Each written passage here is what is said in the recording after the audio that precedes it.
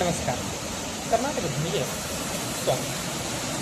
ಕರಾವಳಿ ಭಾಗದಲ್ಲಿ ಮಳೆ ರೌದ್ರಾವತಾರ ತಾಳಿದೆ. ಕಳೆದ ಕೆಲವು ದಿನಗಳಿಂದ ಎಡೆಬಿಡದೆ ಮಹಾಮಳೆ ಸುರಿತಾ ಇದೆ. ಈಗ ಎಲ್ಲೆಡೆ ನೀರಿನಂತೆ ಶಬ್ದ.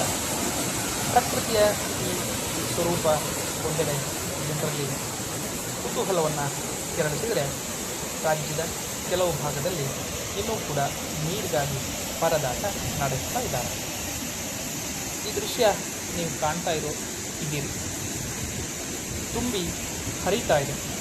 ಸಣ್ಣ ಮಿನಿ ಜಲಪಾತವು ಸೃಷ್ಟಿಯಾಗಿದೆ. ಮಳೆಗೆ ಮೈದುಂಬಿದೆ ಹಳ್ಳ ಕೊಳ್ಳಗಳು.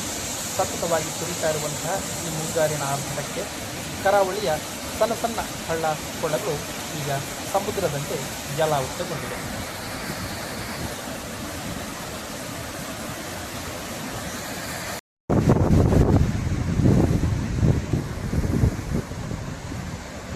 ಎಲ್ಲೆಡೆ ರಸ್ತೆ, ಕೃಷಿಯ ಗದ್ದೆಗಳು ಕೂಡ ನೀರಿನಲ್ಲಿ ಮುಳುಗಿಕೊಂಡಿದೆ. ಸಾಮಾನ್ಯವಾಗಿ ಶಾಂತವಾಗಿ ಹರಿತಾ ಇದ್ದಂತಹ ಹಳ್ಳ ಈಗ ಮೈದುಂಬಿ ಹರಿತಾ ಇದೆ. ಕಲ್ಲಿಟ್ಟ ಮಳೆಯೆಲ್ಲ ನೀರಿನ ಶಬ್ದ, ಬಿಳಿ ನೊರೆ, ಗೋರ್ಗರೆತ ಶಬ್ದ ನಮ್ಮೆಲ್ಲರಿಗೂ ಕೇಳಿಸ್ತಾ ಇರುವಂಥದ್ದು. ಇನ್ನು ಕರಾವಳಿಯ ಜೀವನಾಡಿಗಳಾದ ನದಿಗಳ ಪರಿಸ್ಥಿತಿ ಕೂಡ ಇದಕ್ಕೆ ಭಿನ್ನ ಇಲ್ಲ.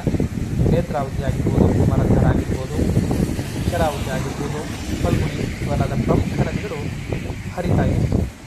ವರ್ಷಡೀ ಶಾಂತವಾಗಿದ್ದಂತಹ ನದಿಗಳು ಈಗ ಸ್ವಲ್ಪ ನೀರಿನ ಸೆಳೆಯಿಂದ ಹೆಚ್ಚು ಉಕ್ಕಿ ಹರಿಯಲಿಕ್ಕೆ ಆರಂಭ ಆಗಿದೆ.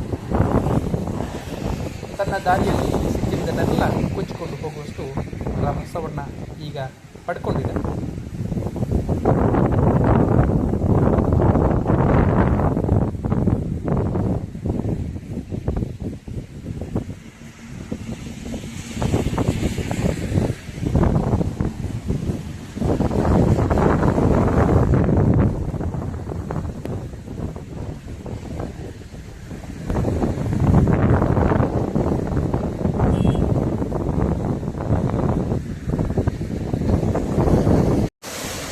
ನೋಡ್ತಾ ಇರ್ತೀರಿ.